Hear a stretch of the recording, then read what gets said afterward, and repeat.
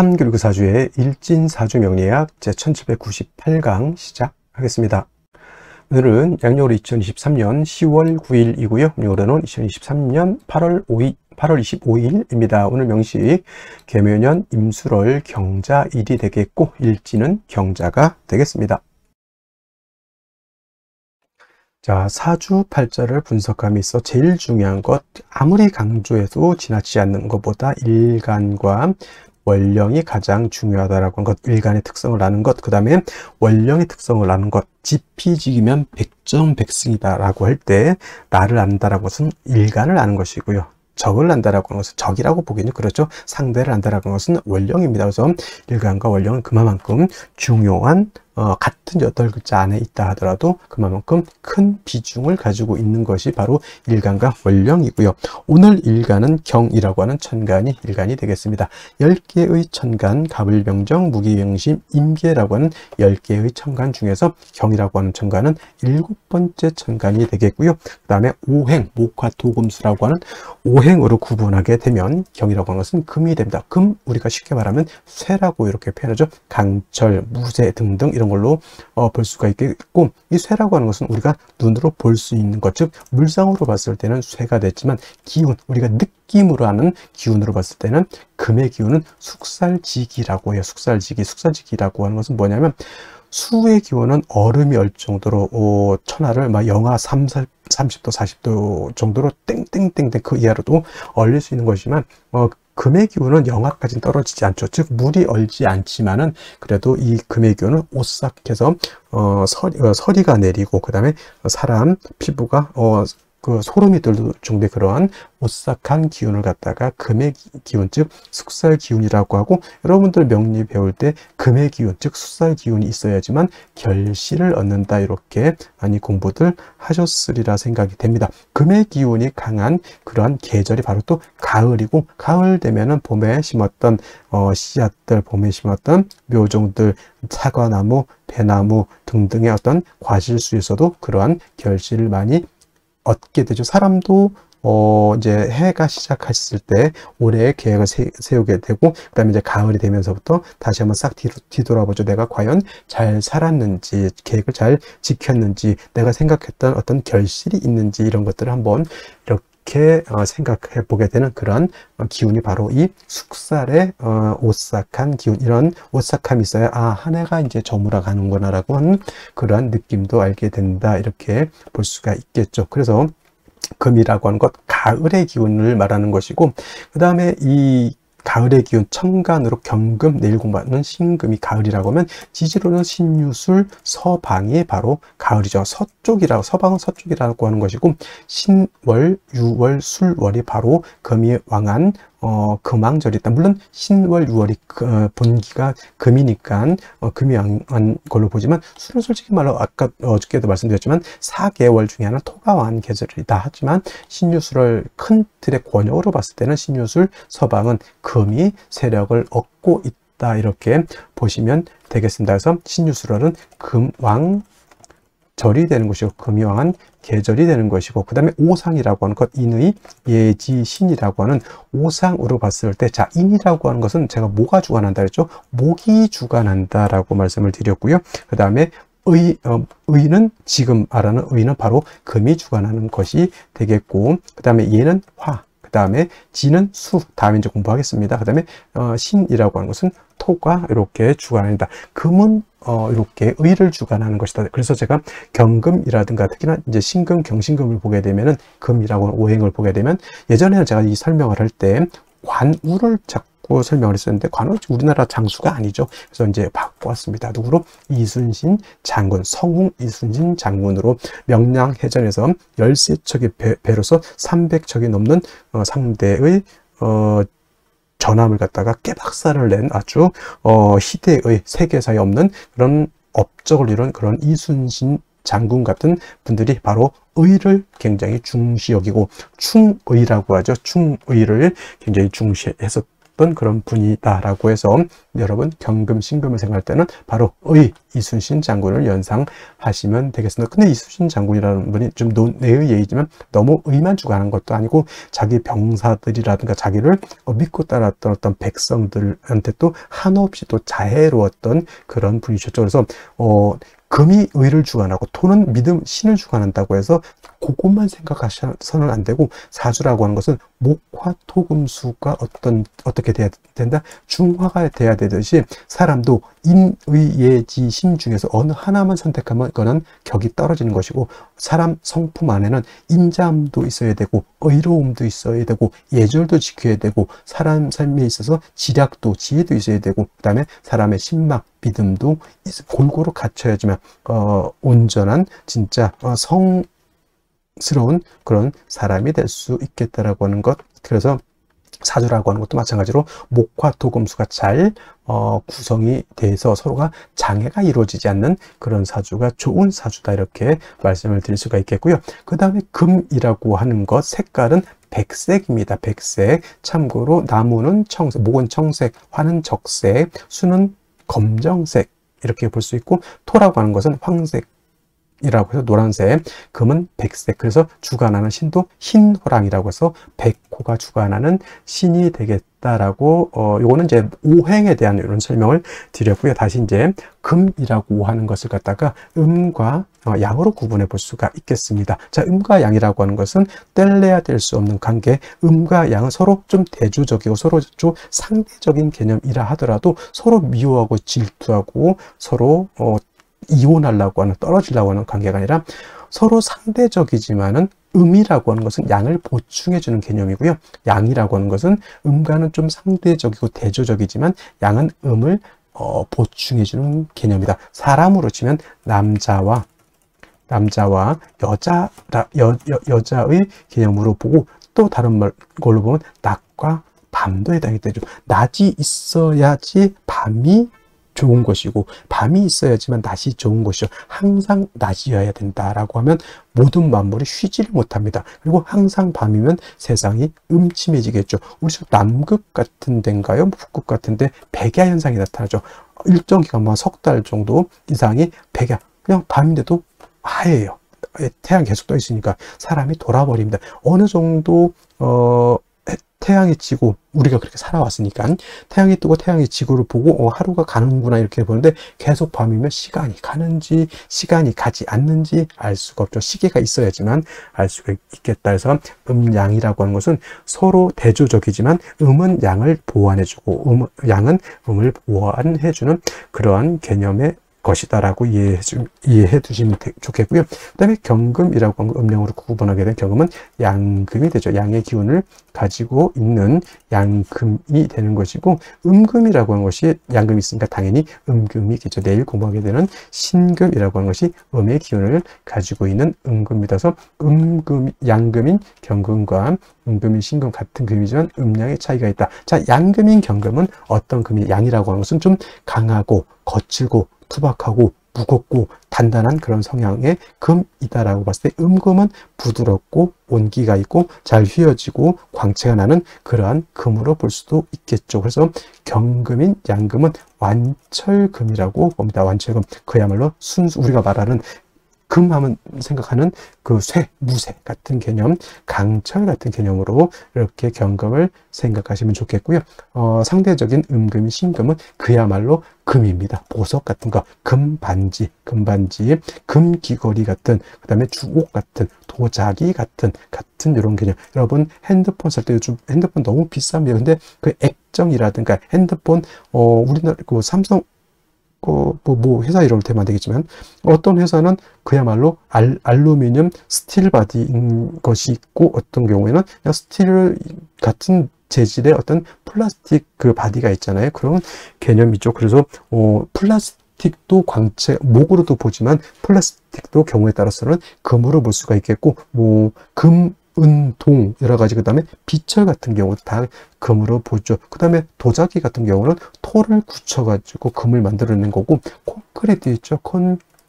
콘크리트, 이것도 토를 갖다가 물을 부어가지고 여러 가지 재료로 혼합해서 토생금한 것이 콘크리트, 도자기도 토생금에서 만들어낸 금이다, 이렇게 보시면 되겠죠. 여러분이 쓰고 있는 안경 같은 거 있죠, 다 금인데 경금이 아니라 그런 신금이다라고 이렇게 보시면 되겠고, 경금은 무쇠 강철과 같으면서 원철이라고도 표현합니다. 원철은 뭐냐면 땅에서 금방 캐낸 자연 그대로의 철을 말하죠. 쇠를 말한다. 말로 치면 야생마 같은 개념으로서 이 경금이 용도, 쓰임이 있기 위해서는 반드시 단련해서 기물을 만들어야지 된다. 즉 원재료인 철을 갖다가 녹이든지 아니면 뜨거운 열기를 가해서 빨갛게 달궈서 풀무질을 하고 해서 뭐 칼을 만든다거나 호미를 만든다거나, 이 우리나라 호미가 또 외국에서 엄청나게 인기, 저 아마존 같은 데서 없어서 못 판다고 하는, 이거 굉장히 외국 같은 데서 정원 같은 거 가꿀 때 텃밭 같은 거 가꿀 때는 큰 삽 같은 걸로 하기는 그렇죠. 근데 호미 같은 경우는 우리나라에서 만들었지만, 우리나라는 뭐 호미 요즘 잘 안 쓰죠. 외국에서는 요 호미 같은 거 굉장히 잘 쓴다고 하면, 이게 바로 경금을 가지고 물건을 만들어야지, 그냥 쇳덩이만 가지고 있으면 용도가 없죠. 그걸 갖다가 칼, 호미, 여러 가지 기물을 만들어야 되는 것이고, 반대로 내일 공부하게 된 신금 같은 경우는 이미 기물이 만들어져 있는 상태. 그래서 땅 속에서 예를 들어서 금광석을 캐내 가지고 그거를 불순물을 제거를 하고 해서 여러분들 결혼반지, 금반지, 금귀걸이, 황금두꺼비, 황금 열쇠를 만들었다 생각하시면 돼요. 그래서 신금은 용도에 있어서 다시 불로서 다스릴 필요는 없겠고, 신금은 그 만들어진 보석을 갖다가 깨끗하게 세척만 하면 된다. 도세주옥만 하면 된다. 이때 필요한 것은 뭐다? 임수를 위주로 신금은 용신을 쓰는 것이고, 경금은 철을 갖다가 단련해서 물건, 기물을 만들기 위해서는 임수가 아니라 정화로서 단련해야 된다. 솔직히 병화는 안 됩니까? 병화는 경금을 단련할 수 없겠고요. 경금을 실질적으로 단련할 수 있는 것은 병화가 아니라 정화라고 하는 것 꼭 명심해 두시고, 경금이라고 하는 것이 정화를 쓸 때는 정화 혼자만 있어서는 안 되고 바로 간목이 있어줘야 된다. 제가 정화 설명을 할 때 정화는 뭐와 같다? 등촉지화와 같고 인위적인 불과 같기 때문에, 저 등촉지화 또는 모닥불이라든가 이 불 가지고 경금을 다스리기 위해서는 보다 연료가 충분히 있어줘야 되겠죠. 그 연료 역할을 하는 것이 바로 간목인 것이다. 그래서 경금이 정화를 쓸 때는 간목을 취용한다. 간목이 경금을 취용할 때는 정화를 취용한다. 정화가 있어줘야 된다. 그 다음에 정화가 간목을 쓸 때 너무 인성이 많게 되면 경금으로서 벽값 인정해줘야 된다라고 하는, 경금, 정화, 간목의 트리오적 서로 도와주는 그런 공존 효과 같은 것들도 한번 생각해 보실 필요가 있겠습니다. 그래서 정리를 하면, 경금이라고 하는 일가는 정화, 간목을 위주로 용신을 쓰되, 나머지 글자들은 필요에 의해서 필요하면 쓰고 필요하지 않으면 안 쓴다. 예를 들면 경금이 수가 너무 많으면 무토로서 수를 제할 필요가 있겠고, 경금이라고 하는 것이 화가 너무 왕할 수도 있죠. 이때는 임수로서 화를 억제시켜 줄 수도 있다. 그런 상황에 따라서 예외적으로 쓰는 것이고, 기본적으로 경금이라고 하는 일간의 특성을 봤을 때는 정화, 간목을 떠나서는 수용할 용신이 없다. 나머지는 그때그때 상황에 따라서, 원령의 특성에 따라서 쓸 수는 있겠다 정도 이해해 두시면 되겠습니다. 자, 다음으로 월령에 대해서 살펴보도록 하겠습니다. 월령이라고도 하고요, 월지라고도 합니다. 월지. 다음으로 원이라고 이렇게 표현하기도 하는데, 월령, 월지 정도 용어 기억해 두시면 되겠고요. 월원이라든가 또는 제강이라고도 이제 이 자리를 표현하는데, 이 월령, 월지, 월원, 제강이라고 하는 것은 다 똑같은 말인데, 월주의 지지를 말한다라고 하는 것. 네 지지가 있죠. 연지가 있고, 월지가 있고, 그 다음에 일지가 있고, 그 다음에 시지가 있는데, 제일 중요한 것, 네 지지 중에서 중요한 것은 바로 이 월령이 된다라고 하는 것. 왜 그럴까요? 계절의 개념을 가지고 있는 것이 네 지지 중에서 바로 이 월지가 해당이 되는 것이고, 이 계절이라고 하는 것은 우리가 쉽게 말하면 추나 추동을 말하죠. 봄, 여름, 가을, 겨울을 말하는 것인데, 이 월령, 월지 안에는 왕세와 한열의 개념을 가지고 있다. 왕세라고 하는 것은 왕상, 휴수, 포태법으로 이렇게 배우죠. 왕상, 휴수, 사까지 이렇게 표현을 하고요. 그 다음에 한열이라고 하는 것은 한난 조습을 의미한다라고 해서 이 왕세라고 하는 것, 어떤 오행이 왕하냐 약하냐, 특히나 일간이 왕하냐 약하냐가 굉장히 중요하겠고요. 그다음에 한열, 한난 조습이라고 하는 것은 사주가 뜨거운지 차가운지 건조한지 또는 습한지를 알아보는 것이 바로 이 원령을 통해서 우리가 알 수 있다. 그래서 이 원령이라고 하는 것은 일간 다음으로 중요한 그런 개념을 가지고 있는 그런 글자가 되는 것이다 라고 볼 수가 있겠고, 그 다음에 이 왕세라고 하는 것, 그 다음에 한열이라고 하는 것은 반드시 중화를 이루어야 된다. 중화라고 하는 것 것을 추상적으로 그냥 중화가 좋다. 물론 당연히 중화가 좋겠죠. 근데 무엇을 중화를 시키는지를 알아야 되는 겁니다. 그래서 명리학에서는 왕세와 한열이라고 하는 것을 중화시키는 것을 굉장히 중요하게 여긴다라고 하는 것이고, 그 다음에 지금 이제 술월이 되겠습니다. 원령으로는 술월이 되는 것이고, 그 다음에 이 술월이라고 하는 것은 절기로 봤을 때는 한로와 상강으로 이렇게 구분해 볼 수가 있다. 한로와 상강으로 이렇게 되어 있는데 중요한 것은 한로가 되어야지만 월이 어디에서 유월에서 지금 술월로 이렇게 전환이 된다라고 하는 것. 그리고 신유 술월이라고 하는 세 개의 계절이 월이 있는데, 신유술을 모두 계절로는 가을이다. 신월은 우리가 초추라고 설명을 했고요. 그 다음에 유월은 중추라고 설명을 했고, 지금 설명하는 술월은 이제 모추라고도 하고요. 그 다음에 개추라고도 하고 만추라고도 합니다. 쉽게 말하면 늦 가을이 되는 것이고, 바로 이 술월이 다음 계절로 넘어갈 때는 입동으로 넘어가면서부터 해자축월이라고 하는 겨울로 넘어가는 것이다라는, 그래서 이제 신유술월 제가 설명할 때 항상 환절기가 된다. 환절기. 그래서 술월 같은 경우에는 가을에서 어디로? 겨울로 넘어가는 환절기가 된다. 그래서 술월 같은 경우에는 그 지장간에 정화라고 하는 것도 들어가 있지만은, 술토를 어떤 분들이 정화가 들어가 있으니까 온토, 따뜻한 토로 이렇게 생각하는데, 술월의 틀은 겨울과 맞닿아 있는 그런 계절이기 때문에 기후 자체는 굉장히 차갑고, 또 한 가지 중요한 것,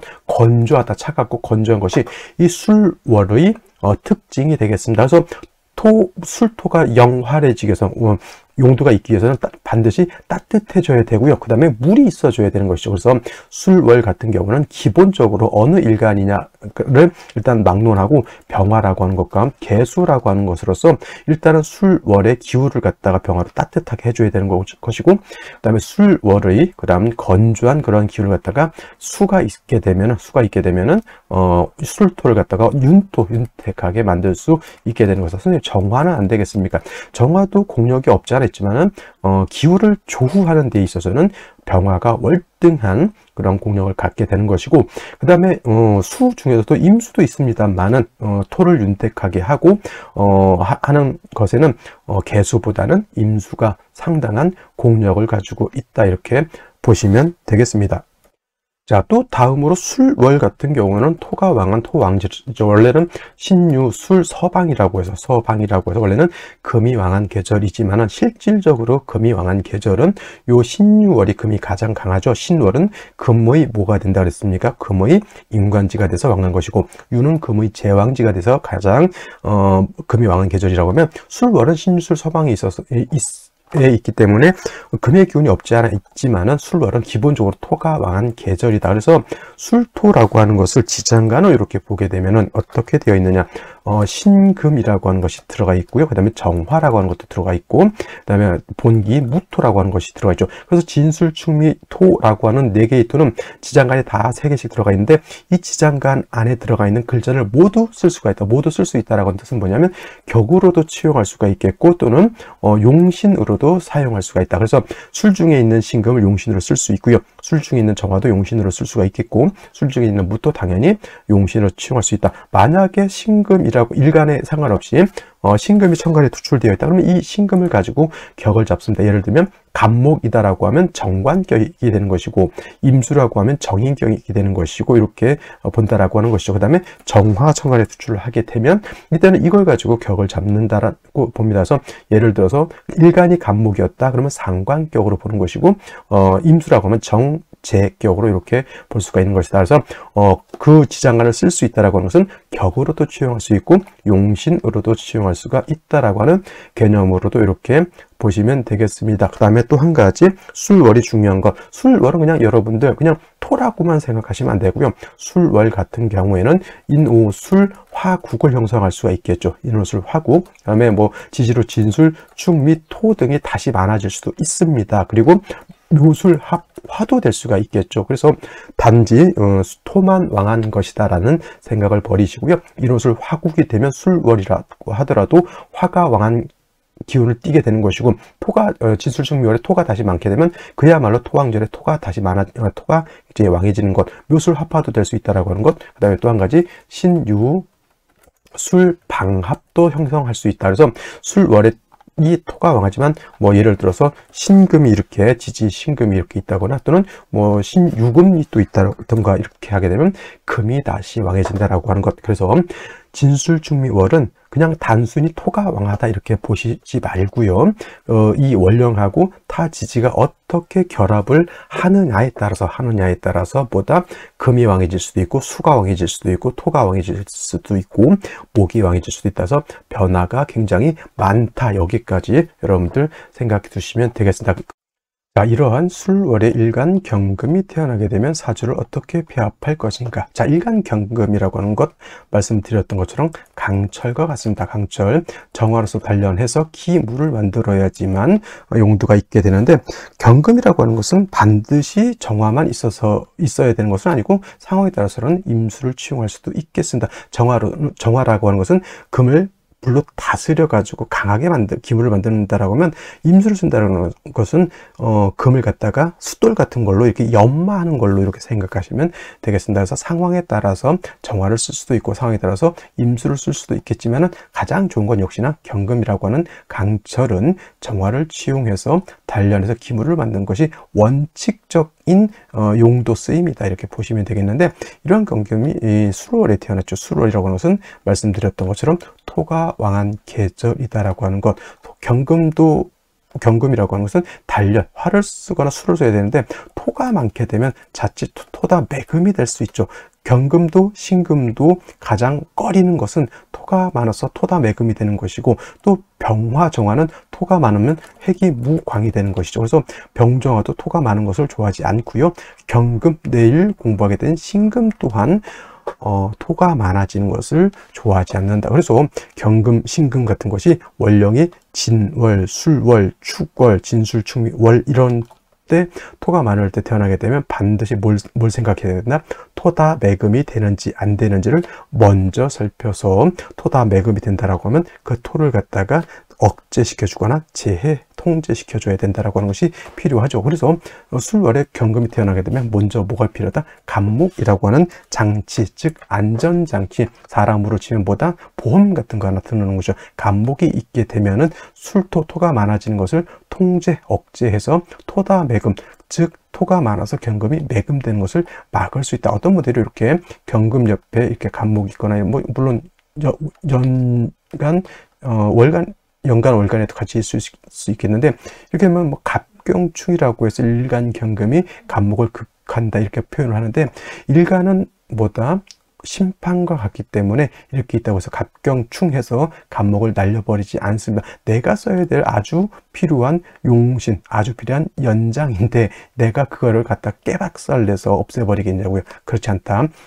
일간은 임금과 같은 것이고 일간은 보다 심판과 같은 것이기 때문에 이거는 가만히 있는다 이렇게 생각하셔야 돼요. 그리고 간목을 얻게 되면 역시나 토를 갖다 억제시켜주는 역할을 하는 것이다. 그래서 술월의 경금은 안정장치, 보험을 어디에 둔다? 간목에 둔다. 근데 중요한 것, 술월의 간목이 너무너무 약하다. 경금은 토가 많으면은 토다 매금이 되지만 간목은 토가 많으면 토다 목절이 되죠. 토다 목절. 그래서 사주 중에서 토가 많은 것은 이상하게 문제가 많이 돼요. 목은 토가 많으면 토다 목절이 되는 것이고, 화는 회기무광이 되는 것이고, 그 다음에 일간 무토기 또 토가 많으면은 그런 신왕무일이라고 해서 그것도 좋지 못하게 보죠. 그 다음에 경신금이 토가 많으면은 토다 매금이 되는 것이고, 그 다음에 임수 개수가 토가 많으면 살중신경이 되는 것이니, 이 사주 중에서 어느 오행이 물론 어느 오행이 다 왕하면 문제가 되겠지만 특히나 토가 많은 것은 역시나 어느 일간이든 간에 바랄 좋을 것이 없겠다라고 말씀드릴 수가 있죠. 그래서 경금이 수월에 태어나게 되면 일간은 뭐다? 토다 매금, 간목을 용신으로 써야 되는데 간목이 약하면 토다 목절도 될 수 있죠. 그래서 이런 경우에는 화를 쓰기보다는 이때는 뭘 써야 된다? 그래서 임수를 시용하게 되면 이 임수는 토를 갖다 윤택하게 해줘서 간목의 뿌리를 착실하게 내릴 수 있도록 도와주고, 임수는 간목을 수생목해서 생주해 주면서 이때는 경금을 갖다 정화로 단련하는 것이 아니라 뭐다? 임수로서 경금을 갖다가 세진, 세척 또는 연마한다 이렇게 생각하시면 돼요. 그래서 수월의 경금은 정화보다는 임수를 치용하는 것이 좋다. 근데 여러분 이렇게만 딱 외우시면 나중에 정화를 받는데, 수월의 정화를 받는데 그럼 임수하니까 이상하네 이렇게 보지 마시고, 이런 경우도 예외적으로 있을 수 있겠죠. 예를 들어서 경금이 수월에 태어났지만 토가 많은 것이 아니라 금이 이렇게 많을 수도 있죠. 경신일주 이런 식으로 이렇게 되게 되면은 원칙론적으로 들어와서 이거는 간목으로 정화 경금을 쓸 수 있다 이렇게 보시면 돼요. 그렇죠. 간목 임수를 쓴다라고 하는 건 토가 많아지는 것을 염려해서 이렇게 용신충하는 방법을 쓰는 것이고, 그렇지 않고 금이 다시 많다라고 하면 이때는 화를 쓸 수가 있다라고 보는데, 근데 화를 쓸 때도 문제는 토가 많게 되면 화가 금을 극해야 되는데, 화극금해야 되는데 토를 생해버리면 오히려 경금을 갖다가 뭘 할 수 없다? 단련할 수 없는 기운을 만들 수 없다. 그래서 이 토가 왕할 때는 그래서 정화를 쓰는 것보다는 임수를 쓰는 것이 그래서 더욱더 효과적이다라고 볼 수가 있는 것이죠. 그래서 상황에 따라서 다르겠지만 수월의 간목은 수월의 경금이 태어나게 되면 뭘 쓴다? 간목 임수를 위주로 치용한다 이렇게 기억을 해 두시고, 수월의 경금 사주를 한번 보시면 쉽게 한번 감명해 볼 수 있겠다 이렇게 말씀드릴 수가 있겠습니다. 자, 다시 오늘의 명식을 살펴보도록 하겠습니다. 오늘 명식, 일간은 경금일간이 되겠고요. 경금일간이 태어난 월령, 술월이 되겠습니다. 일간의 특성, 월령의 특성 중요하고, 세 번째로 중요한 것, 격국이 어떻게 구성되어 있느냐 이거를 놓고 봐야 되는데, 자, 격국이라고 하는 것은 다른 것이 아니고 일간과 월령과의 관계를 살펴 사주 8글자가 어떻게 서로 간에 견제와 균형을 잘 이루고 있느냐, 틀이 어떻게 짜여져 있느냐를 놓고 보는 것인데, 일간 경금이라고 하는 것은 양금이 될 것이고요. 월지에 있는 술토는 양토가 됩니다. 그래서 양 대 양의 관계가 성립이 되는데, 토라고 하는 것이 금을 생하는 관계, 월지에 있는 토가 일간인 나를 생한다라고 해서 생아자라고 표현하고요.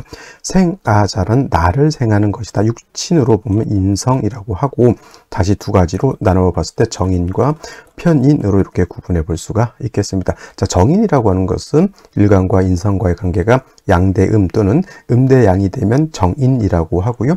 편인이라고 하는 것은 오늘처럼 일간과 인성과의 관계가 양대양이 되거나 또는 음대음이 되게 되면 편인이 되는 것이니, 오늘은 일단 편인 격이 되는 것이고, 신유술월 같은 경우 금왕절이라고 했죠. 신유술월. 근데 실질적으로 금이 왕한 것은 신유월이 왕하고 술월이라고 하는 것은 토가 왕하다. 그렇다고 하더라도 토가 왕하다 하더라도 일간 경금이 월령에 통근할 수 있기 때문에 일간 자체가 약하지 않습니다. 그래서 모왕자상한 그런 구조가 되는 것이다라고 볼 수가 있겠고요. 그 다음에 술이라고 하는 글자 안에는 지장간이 들어가 있습니다. 신금이 들어가 있겠고 정화가 들어가 있고, 그 다음에 무토라고 하는 것이 들어가 있게 되는데, 신금이 투출된다고 해서 겁제격으로 하지 않고 그냥 인숙격으로 보게 되고, 그 다음에 예를 들면 정화가 정관에 투출했을 때는 요거는 이 정화를 가지고 격을 잡을 수가 있겠습니다. 정화가 투출하게 되면 정관 격이 되는 것이죠. 정관격. 그다음에 무토가 투출하게 되면 당연히 원안적인 편인격이 되는데, 지금 이때 중요한 건, 만약에 무토가 천간에 투출한다라고 하는 뜻은 뭐냐면, 아무리 경금일간이 술에 통근한다 하더라도 토가 많아지게 되면은 뭐가 된다? 토다 매금이 된다. 토다 매금이 되기 때문에 매우 좋지 못한 구조가 되는 것이다. 그래서 신금이 술월에 태어나도 내일 공부하겠지만, 그 다음에 경금이 술월에 태어났을 때 무토기토가 토가 많아지게 되면 매금되거나 오금되는 그런 문제가 있기 때문에 반드시 저 토를 갖다가 절제 또는 억제시켜 줘야 된다. 많은 경우에는 토를 제거시켜 줄 필요도 있겠죠. 그래서 술월 같은 경우에는 일단 무토가 투출했느냐 투출하지 않았냐를 떠나서 일단 간목이라고 하는 것을 가지고 있다라고 하면 우리가 쉽게 말하면 보험 드는 거죠. 토가 많아서 일간경금을 매금 또는 오금 시키려고 할 때 그걸 갖다 통제시켜 줄 수 있는 것이 바로 이 간목이다. 을목은 토를 갖다가 제거할 수 있는 공력이 크지 않기 때문에 반드시 편제인 간목을 넣는 것이 중요하겠고요. 단 술월 같은 경우에는 목이 약하기 때문에 수로서 목을 생조해주는 필요가 있겠다라고 해서 임수를 얻게 되면은 이 임수는 간목을 생조해 주고요. 토를 갖다가 윤택하게 해주면서 임수는 다시 한 가지 뭘 한다? 경금을 갖다가 세진 또는 연마한다. 그래서 술월 같은 경우에는 정화를 쓰는 것이 제가 경금은 기본적으로 정화로 단련하는 것을 좋아한다고 했는데 술월은 특성상 정화를 쓰기보다는 임수를 쓰는 것이 기본적으로 기본적으로 맞다라고 볼 수가 있겠고 상황에 따라서 지지로 신금이라든가 유금 같은 것이 있어서 금이 다시 많아진다라고 봤을 땐 그때는 정화를 쓸 수 있습니다만은 토가 많아지는 것을 대비해서 간목 임수를 쓰게 되는데 만약에 금이 다시 많아져서 일간이 매우 강하다 할 때는 다시 원한적으로 정화 간목을 쓴다. 정화를 쓸 때는 항상 간목으로서 정화를 생조해주는 그러한 구조가 되어야 된다라고 말씀을 드릴 수가 있겠습니다. 그래서 핵심은 뭐다? 술월에 경금이 태어났을 때는 토다매금이 되는지 토다매금이 되지 않는지 여기에 중점적으로 보되 토가 많아지게 되면 간목 임수를 쓰는 것이고 그렇지 않고 금이 왕하다라고 하면 정화 간목 정화를 쓸 수 있다 이렇게 보시면 되겠습니다. 자, 그러면 생시를 보도록 하겠습니다. 제일 먼저 나타나는 생시 병자시가 되겠습니다. 병자시가 되게 되면은 자, 병화가 있어서 술월에 이렇게 수가 많아지게 되면은 일단 조후하는 개념에서 화가 있는 것은 나쁘지 않겠죠.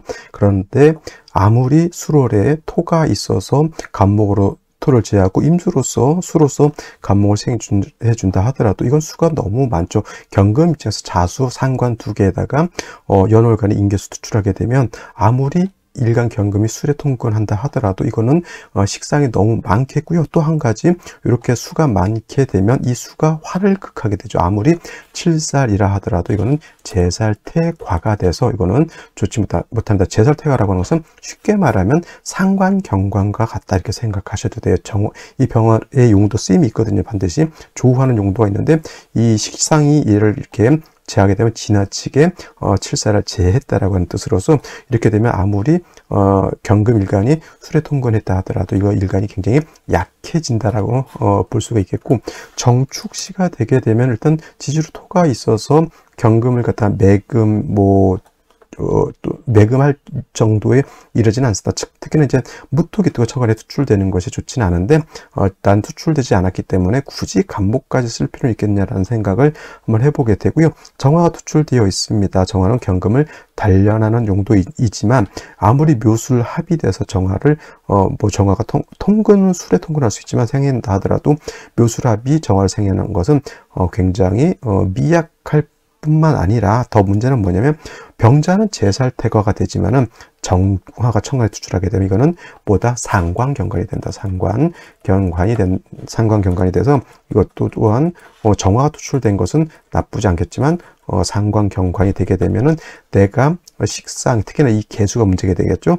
이것이 정화를 극하게 되는 것이니 금 입장에서 식상은 내가 겉으로 드러내는 것이 관을 깨는 것이 내가 불법적인 일 같은 거를 해서는 절대 안 된다 이렇게 보시면 되겠고요. 이것이 이제 문제가 되는 것이죠. 술월에 무토가 투출하게 되면 반드시 이 무토를 제하고 임수로서 경금을 주옥은 아니지만 경금을 세진해야 된다. 인중 간목 가지고 무토를 제할 수 있는 어떤 연장은 있고요. 임수도 세력을 나름대로 얻었다라고는 볼 수가 있습니다. 그래서 원한적으로 용신으로 쓸 것은 같이 가지고 있다. 단 좀 아쉬운 점은 뭐냐면 경금이 술에 통근한다 하더라도 이거는 인성이 세력이 있는 것이기 때문에 일간 자체가 조금 약한 것은 문제가 있고 간목의 천간에 투출되어 있다라고 하면 이 무토를 쉽게 제할 것이지만 팔법 관건에 의하면 천간은 천간끼리 생극제화를 주고받고 지지는 지지끼리 형충회합을 한다고 하였으니 지지에 있는 임목 가지고 무토를 제하는 데는 역시나 공력의 한계가 있겠다라는 정도 이렇게 보시면 되겠습니다. 일단은 무토 투출해서 임목과 를 얻은 것은 나쁘지 않다 이렇게 볼 수가 있는 것이고, 경진시가 되게 되면 이거는 신자합이 됩니다. 이거 진술충으로 보지 않습니다. 묘술합이 되고 이렇게 신자합이 되는 것이고, 묘술합은 그냥 나름대로 따뜻한 온기를 갖고 있다라고 보지만은 신자합에서 임계수가 투출하게 되면 이거는 식상인 수가 너무 많아지게 되겠고, 또 한 가지 수가 많아지게 되면 술월이라 하더라도 이거는 사주가 한습해질 수 밖에 없다. 이 비견도 결국 수를 생하는 것이 되니, 따지고 보면 경금이라고 하는 것은 임수로서 연말을 하거나 아니면 정화로서 이렇게 단련을 해야 되는데, 수가 너무 많게 되면 경금이 너무 신약해지는 것이 아닐까라는 그런 문제에다가 한습한데 조후가 좀 이루어지지 못하는 그런 단점이 있겠고요. 뭐 신사시 같은 경우에는 좀 좋은 점은 뭐냐면, 자, 사라고 하는 것은 불이죠. 사화지만은 경금이 장생을 얻어서 일간 자체가 술 외에 사에 통근할 수 있다라고 하는 장점이 하나 있고요. 그 다음에 이제 임수로서 경금을 갖다가 이제 연마한다는 정도로 봤을 때 크게 나쁘진 않겠지만, 제가 봤을 때는 요 옷 같은 경우에는 이렇게 수운 갔을 때는 사화를 얻은 것이 나쁘지 않은데, 이런 경우에 예를 들어서 화운 가게 되면은 조금은 뭐라 그럴까, 일간 자체가 아무리 사에 뿌리를 둘 수 있다 하더라도 이게 자체가 화이기 때문에 화가 왕이 되었을 때는 통근하는 개념에 큰 의미가 없다 이렇게 볼 수가 있겠죠. 그래서 이런 경우는 울로를 잘 살펴볼 필요가 있겠고, 임오시 같은 경우에는 이거는 좌우충이 되니까 결코 만나서는 안 되는 생시, 이 오중종화로 경금을 단련한다라고는 하지만은 좌우충에다가 임계수가 이게 투출되어 있으면 이 화가 남아나지가 않는다. 좌우충 돼버리면 오화가 꺼지게 되죠. 결국은 사주가 한습해지는 그런 문제가 발생하는 것이고요. 신시 같은 경우는 신자합이 되죠. 아까는 경진 같은 자진합수였지만 이거는 신자합이 돼서 다시 또 수가 왕해진다. 좋은 점은 이제 아무리 신자합이 된다 하더라도 경금이 신에 뿌리를 둘 수 있다라고 하는 점은 나쁘지 않은 것이고, 간목이 있어서 수의 기운을 설하는 것도 나쁘지 않지만, 역시나 신자합에 임계수가 천근에 투출하기 때문에 이 사주 역시 보다 한습해진다 이렇게 볼 수가 있겠죠. 화로서 조우해야 되는데, 계묘년 신유월은 묘유충이 되는 것이 문제였지만은, 이 계묘년 임술월은 묘술이 합을 하죠. 묘술합, 화가 되기 때문에 합하면 술월이 기본적으로 기운 자체가 하강되어 있기 때문에 묘술 합이 돼서 화하는 것은 나쁘지 않다 하더라도, 여러분 크게 생각해 볼 것은 뭐냐면, 묘술합이 해서 너무 뜨거워지지는 않는다는 얘기예요. 쉽게 말하면 술은 화고죠. 화의 고지, 화의 묘지. 거기다 묘를 봤다라고 하는 뜻은 뭐냐면, 화의 고지에다가 젖은 풀 갖다 넣은 거하고 똑같습니다. 그러니까 불이 붙는다 하더라도 큰 불은 아니란 얘기죠. 그리고 술월은 신유술에서 해자 쪽으로 넘어가는 그러한 단계가 있기 때문에 묘술 합이 돼서 화가 돼서 조우가 충분하다 이렇게 볼 수는 없다라고 하는 것이다. 그래서 신시가 돼서 신잡의 임계수가 투출하게 되면 이것은 한습한 구조가 된다라고 볼 수가 있겠고, 화가 있어서 경금을 단련하는 구조는 될 수가 없겠죠. 단 수가 이렇게 많게 되면 경금의 기운을 너무 설하는 것이 문제가 될 수가 있겠다. 그래서 오늘 같은 경우에는 딱히 이 구조가 매우 좋겠다라고 하는 생지는 제가 봤을 땐 크게 없는 것 같다. 무인시 좋지 않습니까? 무토 투출하고 임수 있으니까. 차라리 무토 투출하지 않고 지지로 금이 있는 상태에서 정화 간목을 쓰는 것이 어떻게 보면 더욱 원한적인 사주 배합법이 될 수 있겠다. 이 술월에 임수를 쓴다라고 하는 것은 사주의 구조상 정화를 쓰기가 좀 어렵기 때문에 그렇게 간목 임수를 쓰는 것이지, 그것이 매우 좋은 방안이라서 쓰는 것은 아니다 이렇게 생각하시는 것이 옳을 것 같습니다. 자, 오늘은 여기까지 설명드리도록 하겠고요. 저는 내일 또 찾아뵙도록 하겠습니다. 감사합니다.